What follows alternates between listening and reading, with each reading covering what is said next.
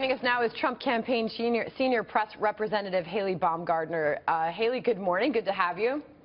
Good morning. Thanks for having me. All right. So what does Team Trump think about last night's victories, Bernie Sanders and Donald Trump? Last night was a great night. You know, 2 more states for Mr. Trump. You know, we've campaigned hard in both states, and it's indicative of us continuing on the path to victory to gain the presidency in November.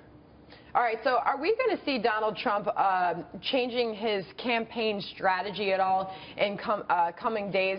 Trump campaign manager Corey Lewandowski defending the decision to start fundraising for the general election. Listen to this.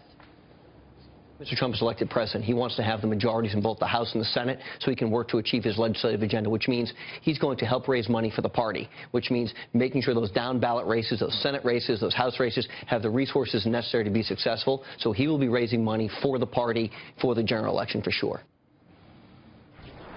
All right, Healy, your response? Well, I think, you know, Corey is clearly right. You know, that's why he is the campaign manager, of course. But, you know, we are potentially up against the Clinton machine. And it is time, once and for all, that we reclaim the White House and send the Clintons packing. And in order to do that, we need to raise funds. And, you know, we're prepared to do that, again, in order to attain the victory of the White House in November. David Webb is here, Healy. Healy, I have a question for you, and it's more about the strategy that Trump has to take going forward. He's right in that by gaining all those voters, more than any other candidate in the primary, that's a big indicator. But there aren't enough Republicans to win the general election. We need libertarians, we need independents, we need blue-collar Democrats. The Democrats have an advantage in the Electoral College. Pennsylvania, Ohio, Florida, how does Trump turn that around and get that advantage away from the Democrats? Well, I mean, I think the latest Quinnipiac poll, which just recently was out, you know, Mr. Trump is ahead in Ohio. He is in a dead heat in Florida and Pennsylvania. He is already reaching across party lines and tapping into that voting base and expanding the reach, you know, of a typical Republican Party candidate. This has never happened before in history, and that's what we're seeing, and that's what we'll continue to do up until and through November. But, Healy, President Obama, when he ran against Mitt Romney, they both spent more than $1.1 billion each. And in terms of fundraising, doesn't the Trump campaign, and this is finding love on a two-way street, Paul Ryan and his ilk need to get along with Trump and his campaign need to get along with him if you really want to bring those donors on board. You'd agree with that? I think that, you know, tomorrow, as Mr. Trump meets with Speaker Ryan, I think they'll have a very collegial meeting. And I think the focus is, you know, as Mr. Trump is the presumptive nominee, and he will be the Republican nominee, unifying the party moving forward. Absolutely. All right, so I want to look at this exit poll with you, Healy, among West Virginia Democrats. If Hillary Clinton were to take on Donald Trump in the general election, more than 60% of Sanders supporters say that they would go for Trump.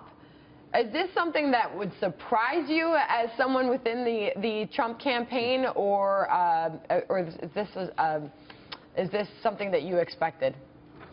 Well, in terms of West Virginia, you know, I do want to make it very clear that I was born and raised in West Virginia, so I know the demographic and the political landscape extremely well. That being said, no, I'm not surprised. I mean, look, Hillary Clinton blew into town and basically said she was going to shut down or continue to allow coal to be shut down. That is basically telling people that she does not care how they put food on their tables. And there are 3 things that matter to West Virginia voters: God, guns, and coal.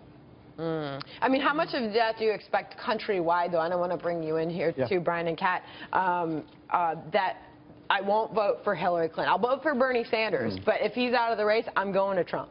Yeah, well, this was a Republican fantasy, we were told originally. I mean, the thing about Trump and Sanders is they've been clear throughout the campaign. They've had very pro-worker rhetoric. I mean, throughout. The problem with Clinton's campaign is she just hasn't been clear. She's sort of buffeted and moved, and Sanders has pulled her left. She's gone left. But you've got the 2 candidates with clear messages, and you can see that resonating in places like West Virginia. And I think that's going to be true across, you know, the rest of the United States, especially in sort of the so-called Rust Belt areas where you see these issues really on the rise. Yeah, well, you know, the coal comment is obviously maybe people on a larger base like that because, you know, climate change is a huge issue on the liberal side.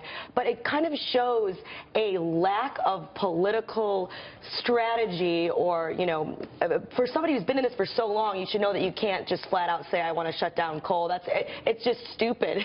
It's a dumb move, and it kind of just shows that, come on, her strength should be that she's good at this, especially since now being seen as someone who's been in, you know, politics is seen as a negative in this race.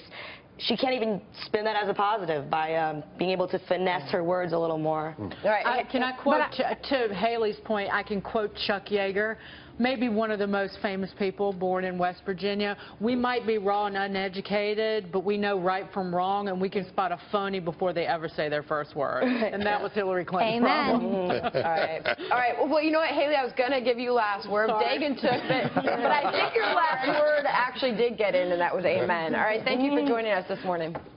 Thanks for having me. All right.